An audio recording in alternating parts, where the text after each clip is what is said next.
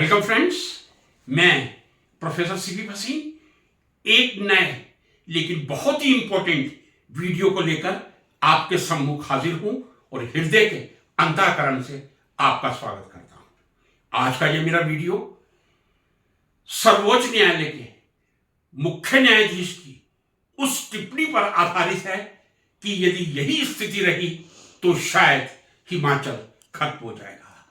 शायद उनके वाक्य से प्रेरित होकर ही मैंने इस वीडियो को बनाने का एक प्रयास किया है। कृपया अंत तक बने रहें, कहीं महत्वपूर्ण जानकारी आपको मिल सकती है। और टाइटल ही मैंने वीडियो का रखा है, क्या हिमाचल प्रदेश एवं उत्तराखंड खतरे में है?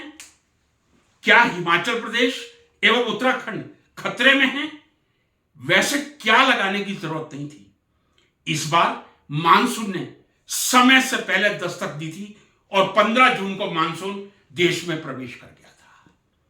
थोड़ा पहले भी हो सकता है जून में, लेकिन इस बार मानसून ने समूचे भारतवर्ष में जो तबाही का आलम मचाया है, मैं ये भी नहीं कहूंगा कि मानसून क्यों आया है। मानसून के बिना जीवन ही नहीं है और हमारे देश की तो 60% एग्रीकल्चर मानसून पर निर्भर करती है।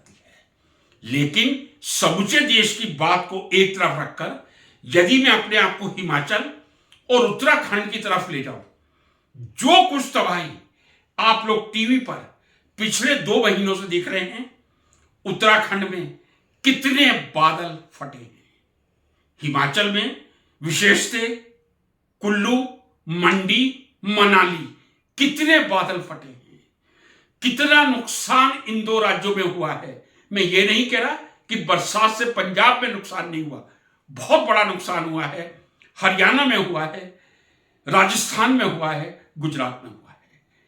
लेकिन ये प्रश्न चिन्ह जो मुख्य न्यायाधीश ने, चीफ जस्टिस ने, क्या हिमाचल खत्म हो जाएगा, आज इसी की विवेचना करने के लिए ये मैंने वीडियो बनाया है। मैं समझता हूं यदि देश के सुंदरतम या मोस्ट ब्यूटीफुल स्टेट्स की बात की जाए, उसमें उत्तराखंड, हिमाचल, दार्जिलिंग 3 शामिल हो सकते हैं। खासकर उत्तर भारत का उत्तराखंड और हिमाचल प्रदेश अपने आप में एक ऐसी सुंदरता लिए हुए है कि जहां रहने वाला हर नागरिक अपने आप को स्वर्ग में रहता हुआ महसूस करता है। अब हम एनालिसिस पर आते हैं। क्या कारण है? आज से 40 साल पहले, चूंकि मैं सोलन में खड़ा होकर ये वीडियो बना रहा हूं, 45 साल पहले सोलन में बहुत स्नोफॉल होता था और आज सर्दियों में हम स्नोफॉल के लिए तरसते हैं। 2022 में मैं समझता हूं 6 या 7 जनवरी को एक दिन स्नोफॉल हुआ था। क्या कारण है? बादल फटने की इतनी घटनाएं हो रही हैं। और मैं ये नहीं कहूंगा कि ये घटनाएं अभी हो रही हैं, पहले भी होती थी, लेकिन जिस तेजी से बढ़ रही हैं वो तेजी एक चिंता का विषय है। और शायद इसीलिए चीफ जस्टिस जी ने ये कमेंट किया था, कहीं हिमाचल खत्म ना हो जाए। क्या ऐसे कारण हैं?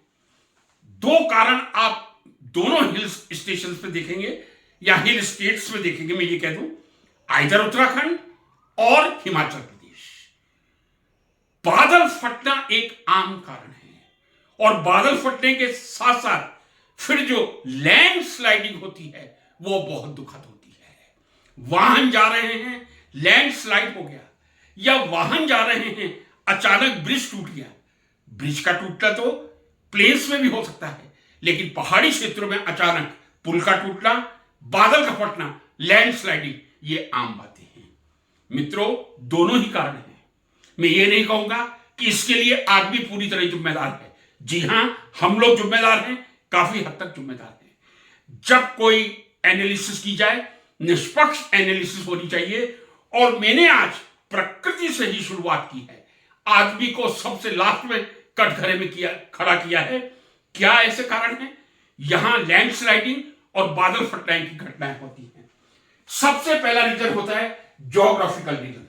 फ्रेंड्स, ज्योग्राफिकल रीजन, ज्योग्राफी कैसी है? संयोग से दोनों स्टेट, आइदर हिमाचल और उत्तराखंड, हिमालय माउंटेन्स की गोद में बसी हुई है।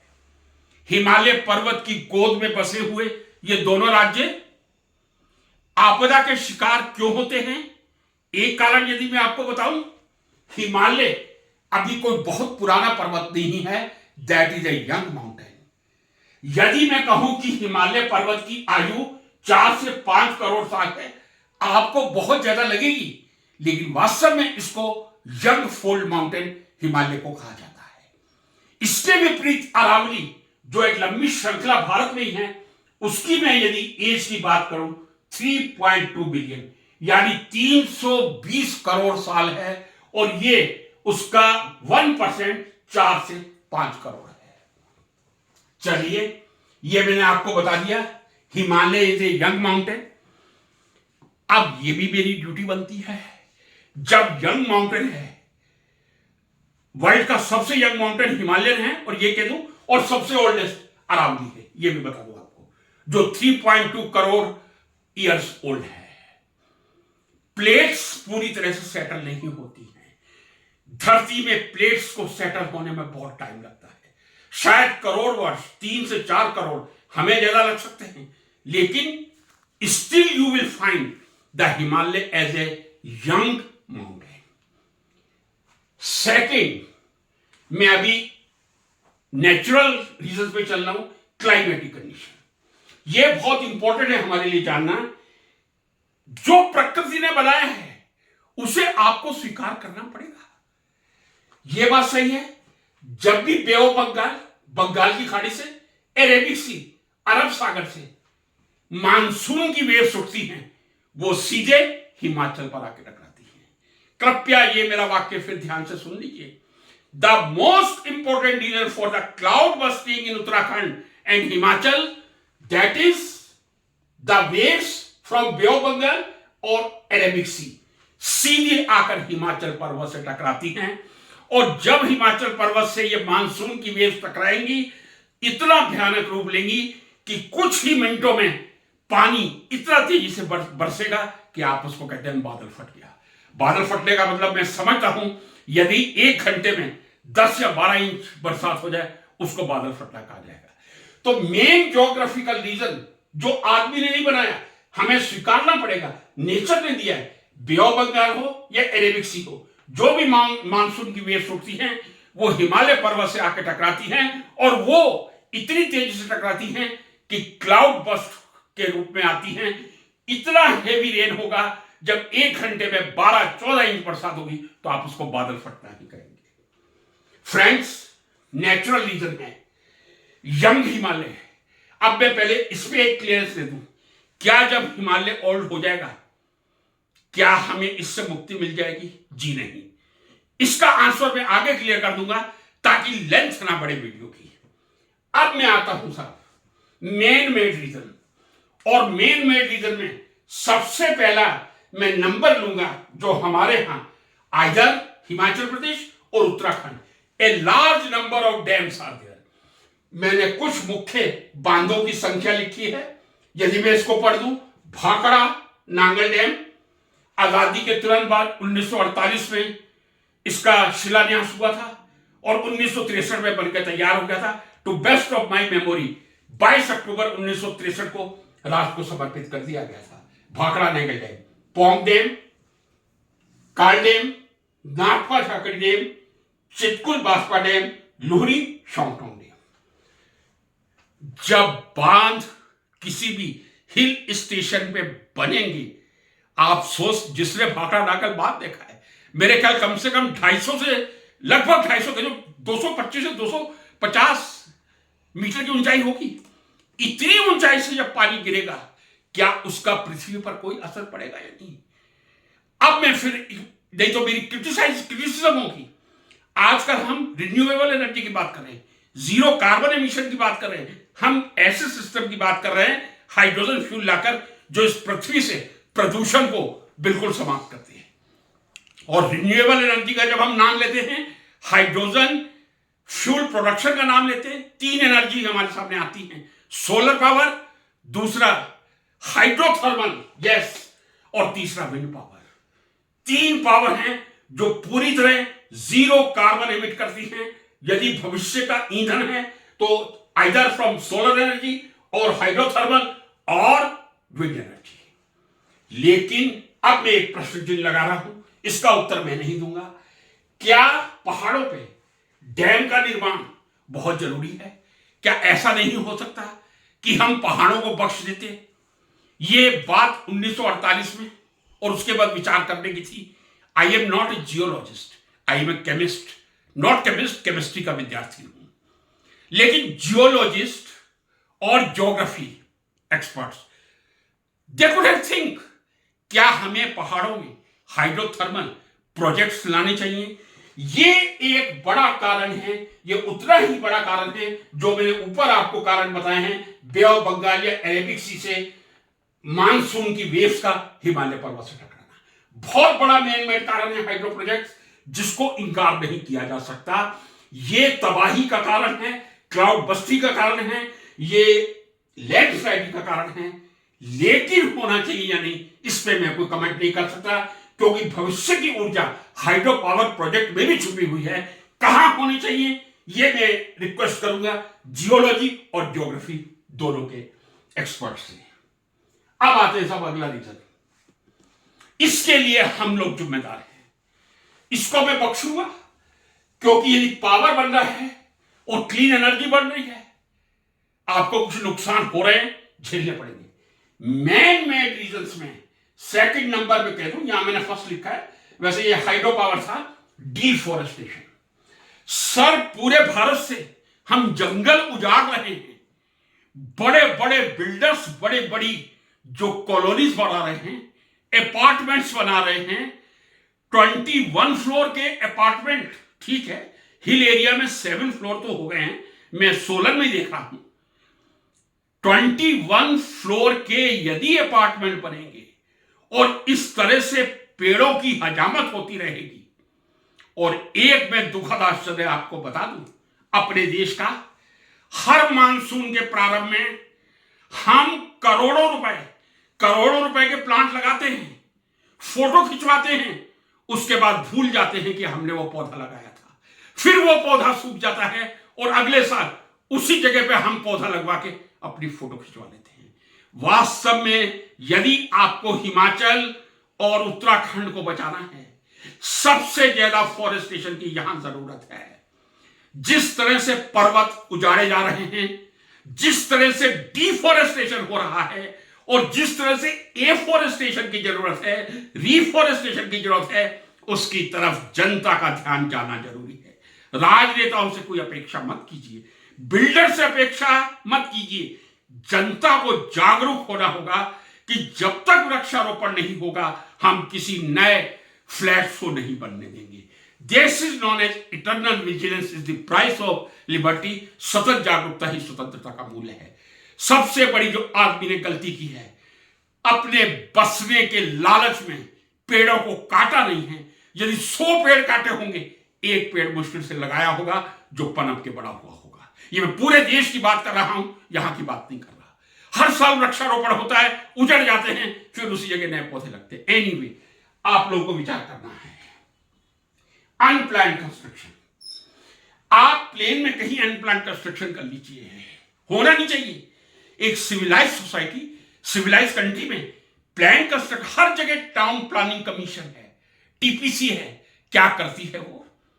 2023 में 8, 9, 10 जुलाई को सोलन में बहुत भारी बरसात हुई थी, और मैं अपनी पूरी मेमोरी के साथ कह रहा हूं, 10 जुलाई को लगभग 12 से 1 के बीच यहां की जो लोकेलिटी है शामटी, वहां बादल फटा था। और जिस बरसात पे हम लोग बैठे हुए थे, उसी समय मैंने अपने मित्रों से कहा था आज सोलन में बादल फटा है। वो बोले नहीं, बादल ऐसे नहीं फटता। 3 घंटे बाद न्यूज आ गई थी शामटी में बादल फटा था, और कई ऐसी बिल्डिंग जो कैनाल के ऊपर या नाले के ऊपर बना दी गई थी, वो बिल्डिंग ध्वस्त हो गई थी। दुख तो होता है, लोगों का पैसा खत्म हुआ है। क्या उत्तराखंड और हिमाचल में जितनी प्लानिंग की जरूरत है, टाउन प्लानिंग कमीशन उतना कर रहा है, या बापू के छपे हुए नोटों की कृपा से हर किसी को अनुमति दी जा रही है? जब तक बापू के नोटों की कृपा चलती रहेगी, आप ये आपदाएं सहन करने के लिए तैयार हो जाइए, चाहे लैंडस्लाइडिंग हो या क्लाउड बस्टिंग हो। मित्रों, कंस्ट्रक्शन हिल एरिया में बहुत केयरफुली होना चाहिए। हर जगह नहीं हो सकता कंस्ट्रक्शन। आप कंस्ट्रक्शन ऐसी जगह करिए जहां कहीं पानी के आने का सोर्स मिनिमम हो, जीरो में नहीं कह सकता, हिल्स में मिनिमम हो, वहां आप कंस्ट्रक्शन की परमिशन दीजिए। क्या कर रही है एएमसी, म्यूनिसिपल कॉर्पोरेशन सोलन क्या कर रहा है, टाउन प्लानर्स क्या कर रहे हैं, कृपया ये कमेंट में वो लोग लिखेंगे तो मुझे बहुत प्रसन्नता होगी। कितने इलीगल कंस्ट्रक्शन पूरे देश में और सोलन में है, मैं समझता हूं दूसरे किसी देश में इतना इलीगल कंस्ट्रक्शन नहीं मिलेगा। अगला रीजन आइए, पॉपुलेशन बढ़ाते जाइए। ये वो समय है फ्रेंड्स, हर पढ़ा लिखा व्यक्ति कहेगा एक बच्चे से ज्यादा पैदा मत कीजिए, और हमारे राजनेता और तथाकथित कुछ संगठन के शीर्ष नेता ये बोल रहे हैं 3 बच्चे पैदा कीजिए। यदि आपने 3 बच्चे हर किसी ने पैदा करने शुरू कर दिए, सुन लीजिए, अभी 2025 चल रहा है, 2050 तक 200 करोड़ पॉपुलेशन पहुंच जाएगी। अभी 145 करोड़ पॉपुलेशन है और ये डिजास्टर हो रहे हैं, क्योस हो रहा है। यदि 3 बच्चे पैदा करवा कर आपने 200 करोड़ की फौज खड़ी कर दी, आप देश का क्या करेंगे? पॉपुलेशन मत करिए ग्रोथ, थोड़े टाइम के लिए एक परिवार एक बच्चे के नियम पे चलिए, गहराई से विचार कीजिए, पूरे देश का विचार कीजिए, कम्युनल मत बनिए, सेक्युलर बनिए, आपको सही रास्ता मिलेगा। टूरिज्म, हाँ जी, आज से 40-45 साल पहले यदि मैं सोलन वासियों से पूछूं कितनी कारें एंटर होती थी, परवाणु से हिमाचल शुरू होता है, कालका का नाम सबने सुना होगा, चंडीगढ़ से लगभग 30 किलोमीटर पर कालका, वो हरियाणा में, और उससे 10 से 15 किलोमीटर पे परवाणु है जहां से हिमाचल की शुरुआत। कितनी कारें आज से 45 साल पहले एंटर होती थी, बसों में लोग आते थे, लीस्ट पोल्यूशन था। सबसे बड़ा कारण अनप्लान कंस्ट्रक्शन, में फिर दोहरा के कहूंगा, अनप्लान कंस्ट्रक्शन, डिफॉरेस्टेशन और व्हीकल्स का बढ़ना, टूरिस्ट का बढ़ना। जिस गति से व्हीकल्स बढ़े हैं, क्या आपने कल्पना की थी 40 साल पहले 1985 में किसी ने सोचा था कि हमारे यहां इस समय लगभग पूरे देश में 4 करोड़ मेरे ख्याल से व्हीकल रजिस्टर्ड होंगे? ये मैं अप्रॉक्स नंबर बता रहा हूं। जितने टूरिस्ट आते हैं हिल स्टेशन पे, अपनी अपनी कार लेके आते हैं। समय आ गया है, 2 चीजें करनी पड़ेंगी। या तो आपको पब्लिक ट्रांसपोर्ट परवाणु से चलाना पड़ेगा, परवाणु से आप पब्लिक ट्रांसपोर्ट में आइए, अपनी गाड़ी परवाणु में पार्क कर दीजिए। ये कठोर कदम हमें उठाने होंगे, हम हिमाचल वासियों को, उत्तराखंड वासियों को उठाने होंगे, तभी इस आपदा से हमको निजात मिलेगी। और यहां हमें टैक्स बढ़ाना होगा। यदि एक कोई BMW और मर्सिडीज या इनोवा क्रिस्टा लेकर शिमला, सोलन या मसूरी घूमने आता है, कम से कम उससे 5,000 का टैक्स तो होना चाहिए साहब। जो एक कमरा 5,000 का लेके 7 दिन तक रह सकता है, क्या वो उस हिमाचल और उत्तराखंड के नाम पे 5,000 रुपए नहीं दे सकता? राजनेताओं को अपनी विल पावर बढ़ानी होगी, हिमाचलियों को और उत्तराखंड निवासियों को अपनी विल पावर बढ़ानी होगी। बहुत विरोध होगा, होटल वालों का विरोध होगा, अंतोगत्वा ये टैक्स देकर भी लोग टूरिज्म के लिए आएंगे, क्योंकि उसके पास कोई अल्टरनेटिव नहीं है। आपको या तो टूरिज्म टैक्स बढ़ा के 5,000 करना होगा, और या फिर आप बिल्कुल हिल स्टेशन से पहले गाड़ियां रोक दीजिए और पब्लिक ट्रांसपोर्ट चलाइए, ताकि 40 लोग एक साथ बैठ जाएं, जो कार में 1, 2 या 4 लोग बैठ के आते हैं। ये जो ड्रास्टिक इंक्रीज इन व्हीकल है फ्रेंड्स, मैंने शुरू में एक क्वेश्चन छोड़ दिया था, यंग हिमाचल जब ओल्ड हो जाएगा समय के साथ, जब वो भी अरावली की उम्र पे पहुंच जाएगा, 300 करोड़, अभी तो 3 या 4 करोड़ है, क्या आपदा कम होगी? जी नहीं। जिस गति से गाड़ियां बढ़ रही हैं, जिस गति से ग्रीन हाउस इफेक्ट बढ़ रहा है, जिस गति से ग्लोबल टेम्परेचर बढ़ रहा है, ग्लेशियर पिघलेंगे फ्रेंड्स, ग्लेशियर पिघलेंगे। आप ये मत सोचिए कि पानी का खतरा होगा, पानी का तो टेम्परेरी खतरा होगा, आपको आने वाले समय में पीने के पानी का खतरा होगा, क्योंकि वो ग्लेशियर पिघल के इतनी तेजी से तबाही मचाकर निकल जाएंगे कि फिर ग्लेशियर पिघलकर पानी नहीं दे पाएंगे। कृपया हिमाचल को बचा लीजिए, उत्तराखंड को बचा लीजिए। फिर मैं कहूंगा कुछ ज्योग्राफिकल रीजन है, हिमालय से यदि हमारी बे ऑफ बंगाल और अरेबिक सी के मानसून की वेव्स तक आती हैं, हम कुछ नहीं कर सकते फ्रेंड्स, हम कुछ नहीं कर सकते क्योंकि हाइड्रो पावर प्रोजेक्ट्स बन चुके हैं, भविष्य के लिए सोचना होगा। लेकिन यदि हमने एफोरेस्टेशन नहीं किया, यदि हमने प्लांट कंस्ट्रक्शन नहीं किया, यदि हमने पॉपुलेशन कंट्रोल नहीं की और यदि हमने व्हीकल्स का नंबर नहीं घटाया, मैं सोलन वासियों से कह रहा था, आज भी सुबह कुछ बुद्धिजीवी वर्ग के साथ बैठा हुआ था, पैरागॉन होटल से पहले 4 व्हीलर बंद हो जाने चाहिए और ओल्ड पुराने बस स्टैंड पे उनको अलाउ नहीं होना चाहिए। ये जो 2.5 घंटे का मॉल रोड बंद होता है, ठीक 5:30 बंद होता है और 8 बजे खुलता है या 8:30 खुलता होगा, बहुत अच्छा है। लेकिन अब वो समय आ गया है, यदि मैं स्कूटर से जाता हूं, मैं पैरागॉन होटल से ओल्ड बस स्टैंड 5 मिनट में पहुंच जाता हूं। कार से जाऊंगा कम से कम मुझे 25 मिनट या आधा घंटा लगेंगे।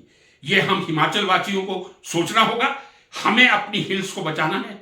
बाहर वाले आएंगे, एंजॉय करके चले जाएंगे। एक रीजन रह गया, क्योंकि मानव का मस्तिष्क है मेरा भी, मैं कोई रोबोट नहीं हूं। नालियों की सफाई, जो कुछ वेस्टेज है, मैं मानता हूं Himachal is a very discipline state, यहां का अनुशासन बहुत अच्छा है। लेकिन यदि मानसून से पहले यहां की सब नालियों की सफाई कर दी जाए तो वो एक बहुत ही उत्कृष्ट कार्य होगा। कई बार छोटी मोटी रेंज से कई छोटे पत्थर आकर ड्रेन्स को, नालियों को ब्लॉक कर देते हैं और वो बाद में एक बड़ी विपदा का रूप ले सकते हैं। समय समय पर नालियों की सफाई हो, नागरिक जागरूक हो, फॉरेस्टेशन करें और 4 लेन जैसे हमने कालका शिमला कर दिया, स्टीप चढ़ाई कर दी, कंक्रीट लगा दिया। यदि बीच बीच में कई पेड़ लगा दिए जाते हैं तो शायद वो मिट्टी को बांध के रखते हैं।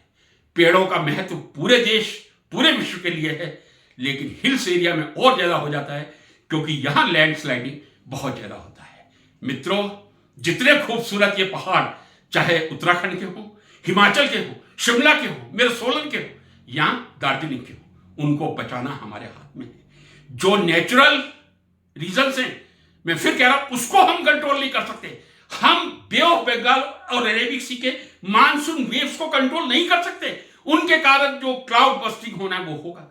लेकिन पेड़ लगाकर, व्हीकल की संख्या कम करके, प्लानिंग से होटल और मकान बनाकर हम अपने हिमाचल या उत्तराखंड या दार्जिलिंग को सुरक्षित कर सकते हैं।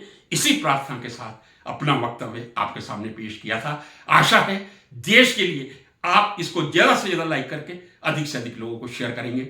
नमस्कार।